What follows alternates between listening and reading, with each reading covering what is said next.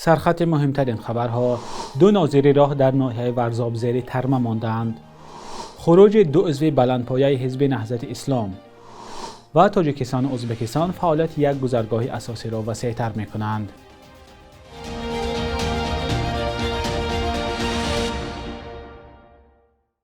سلام بینندگان عزیز، خوش آمدید به اولین برنامه نویدی بامدادی در سال 2026. امروز 2 ینور است. برنامه را از یک خبری فوری شروع می‌کنیم. دو کارمند ریاست بازرسی دولتی اتومبیلی یا گی در ناحیه ورزاب زیر ترمه مانده جان باختند. حادثه روز 1 ینور رخ داده است. دو منبع آگاه از قضیه به رادیوی آزادی گفتند فرخ حسن‌زاده و سعید مراد غنی‌زاده برای به تنظیم درآوردن حرکت نقلیات در راه دوشنبه چناق به منطقه ورزاب سفربر شدند و در وقت اجرای وظیفه‌های خدمتی زیر ترمه ماندند. یک منبع در کمیته حالت‌های فوق‌العاده تاجیکستان با تصدیق این خبر به رادیوی آزادی گفت جسد دو افسر را از زیر ترمه برآورده به نزدیکانشان دادند.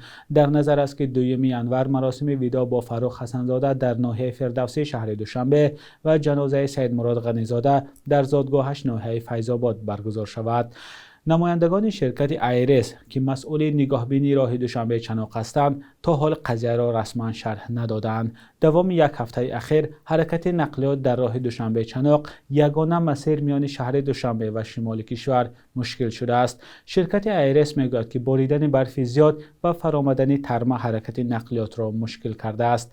در نوارهایی که به شبکه‌های اجتماعی راه یافت دیده می شود که ماشین‌های زیاد در راه در ماندند. مسئولیت نگهبانی راه دوشنبه چناق به عهده شرکت ایرس است و این شرکت برای این کارش از رانندگان مبلغ می‌گیرد. مالک شرکت معلوم نیست. حزبی در تاجیکستان ممنوع نهضت اسلامی خروج دو عضو بلندپایه‌اش را تصدیق کرد و گفت که در پی اصلاحات فراگیر این سازمان میباشد. آخر ماه دکبر محمود جان فیض رحمانوف و بابو جان قیوموف دو عضو ریاست عالی حزب نهضت اسلامی تاجیکستان اعلام کردند که از اسلام سیاسی کناره‌گیری میکنند و دیگر هیچ رابطه با حزب نهضت ندارند. فیض رحمانوف و قیوموف همچنین گفتند که اسلام سیاسی در نهایت به بنبست میرسد. حزب در تاجیکستان ممنوع نهضت اسلامی در بیانیه گفت 9 دکبر سال 2025 گروه کاری عبارت از 6 عضو ریاست عالی این حزب را سازمان داد تا طرح اصلاحات راهبردی و فکری حزب نهضت اسلامی را در مدت 3 ماه آماده کنند. محمود جان فیض رحمانوف و بابو جان قیوموف هم عضو این گروه کاری بودند که به نوشته حزب نهضت اسلامی منتظر انجام طرح اصلاحات نشده کنار رفتن خود را اعلان نمودند.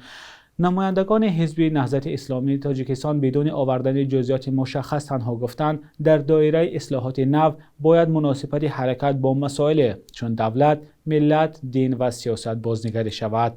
هنوز معلوم نیست که حزب نهضت اسلامی که از سال 2015 فعالیتش در تاجیکستان ممنوع است چه تغییراتی را در کار خود راه اندازی میکند، ولی ترک صف‌های آن کردن اعضای شناخته‌اش و قبلا در یک جنبش دیگر متحد شدن چند از اعضای سرشناس آن را منتقدان نشانه‌های بحران عمیق در این سازمان نامیدند. تاجیکستان و ازبکستان به سازش رسیدند که فعالیت یک گذرگاه در مرز دو کشور را وسیع‌تر کنند تا ماشین‌ها زیاد منتظر نمانند. وزارت نقلیات تاجیکستان در خبرنامه گفته است که بر اساس سازش در نزد گذرگاه جرتپه سرزم مرکز نوی لاجستیکی تأسیس داده می شود که می تواند در یک شبانه روز تا 100 ماشین بارکش را با ثبت سریع اسناد و مدارک گذراند. گذرگاه جرتپه سرزم در منطقه مرزی شهر پنجکنتی تاجیکستان و ناحیه اورگوت ولایت سمرقند ازبکستان جایگیر شدند. به اطلاع وزارت نقلیات تاجیکستان دو طرف امکانیت‌های زیاد کردن شماره‌های رخصتنامه‌ها برای حمل و نقل بین المللی و همچنین انتقال آنها را به شکل الکترونی بررسی دارند. پیشتر رانندگان ماشین‌های بارکش از تاجیکستان شکایت داشتند که رخصتنامه برای انتقال مال و کالا را به ازبکستان سری وقت گرفتن نمی‌توانند. گذرگاه جرتپه سرزم یکی از مسیرهای اساسی رفاه میان تاجیکستان و ازبکستان به شمار می‌رود. قبلا رانندگان ماشین‌های بارکش در اینجا و هم در گذرگاه آیبک فاتح آباد از زیاد بودن نوبت‌پایی شکایت داشتند. محسن محمدی سابق فوتبالباز معروف و مربی ورزیده تاجیک شام 1 ینور در یکی از بیمارخانه‌های شهر مسکو از عالم درگذشت. در این باره فدراسیون فوتبال تاجیکستان 1 ینور خبر داده است.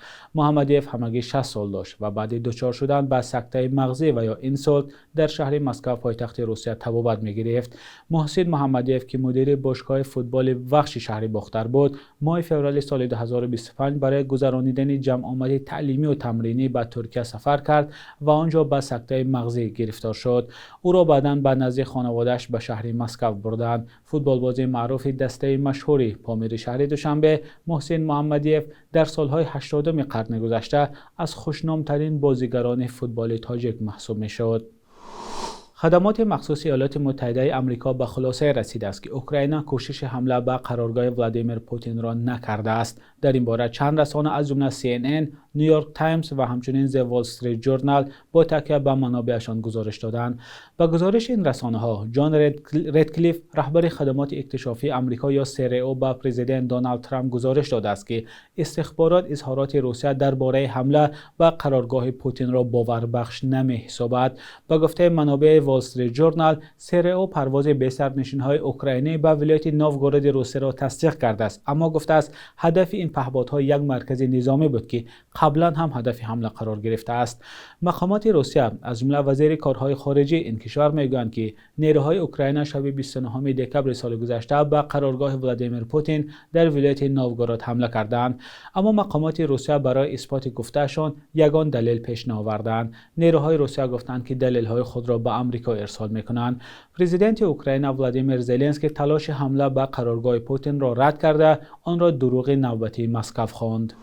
برمیگردیم به خبرهای تاجیکستان. اداره زمین در منطقه کولا با کمبود جدی متخصص روبرو شده است. نمایندگان این اداره میگویند که دانشجویانی که اختصاص زمینسازی را از خود میکنند برای کار حاضر نمیشوند. چرا چنین است؟ در گزارش محمود جان رحمتزاده میبینیم. زمین و تقسیم آن در منطقه کولا داغ است، اما اداره زمین در اینجا با نارسایی متخصصان روبرو است، از معاون رئیس گرفته تا کارگران عادی. مقامات میگویند برای جلب متخصصان هر 3 ماه آزمون میگذرانند ولی مشکل حل نمی شود.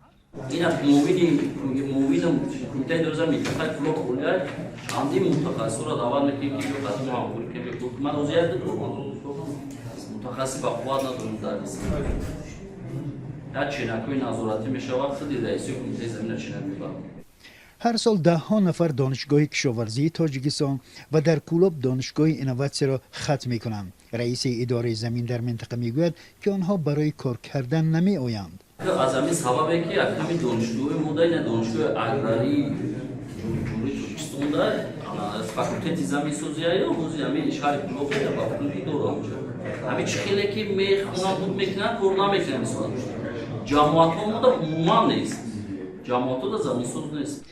دلشاد سیدزاده میگوید اگر متخصصی هم پیدا شود تا 3 ماه کار میکند و تمام. سپس از اداره زمین به نهاد دیگر میگذرد. ما تلاش کردیم با چند متخصص ساحه زمین به ویژه جوانان در این باره گپ زنیم. بعضی از آنها به طور آشکار صحبت نکردند.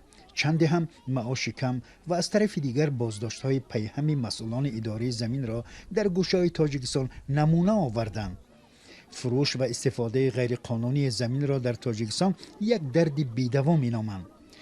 در تاجیکستان همه ساله چند منصبدار برای تقسیم ناعادلانه یا فروش غیرقانونی زمین بازداشت و زندانی می‌شوند. نمایندگان اداره زمین در کولاب می‌گویند چنین موردها برای جلب متخصصان بی تأثیر نمی‌ماند.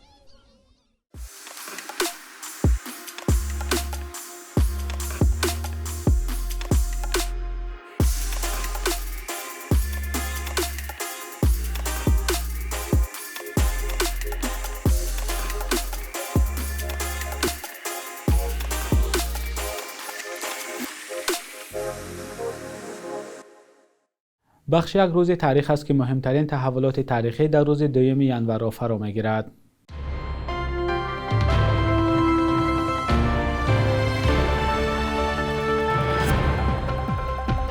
2 январи соли 1925 бо қарори кумитаи марказии ҳизби коммунистии СССР дар ҳайати Тоҷикистон вилояти Мухтори Кӯҳистони Бадахшон таъсис шуд. ин вилоят ки беш аз 40% ҳудудҳои Тоҷикистонро дар бар мегирад, беш аз 200 000 аҳолӣ дорад ва аксар сокинонаш пайрави мазҳаби исмоилия ҳастанд. кӯҳҳои Осмонбуси Помири Шарқӣ аз ҷумла қуллаи Исмоили Сомонӣ макони маъруфи туристӣ ба ҳисоб мераванд, вале вазъи иқтисодию иҷтимоӣ, камбуди ҷойи кор ва ҳам саркӯби озодиҳои сиёсӣ аз ҷониби Душанбе баъди солҳои 2010 боиси сар задани буҳронҳо мешавад.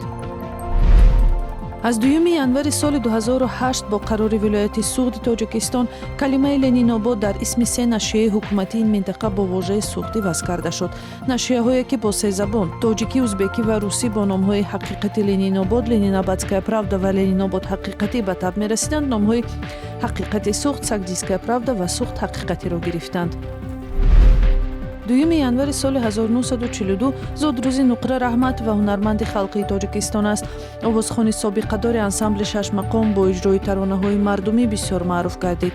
яке аз аввалин ҳунармандони зан аз Тоҷикистон аст ки аз поёни солҳои 1950 бо ҳунармандони Афғонистон ҳамкории наздикӣ касбӣ барпо кард ва таронаҳои рафтем аз ин боғ биё то гул барафшонем, алон нор дона надорад аз ҳосили ҳамон солҳо мебошад.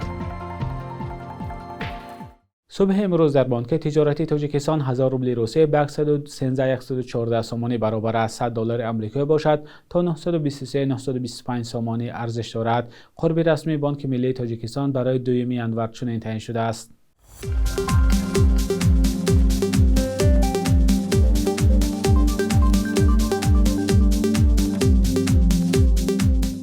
بینندگان عزیز، به پایان برنامه نویدی بامداده رسیدیم. خبرهای از این بیشتر را در سامانه رادیوی آزادی با نشان azadi.org و صفحه ما در شبکه‌های اجتماعی پیدا کنید.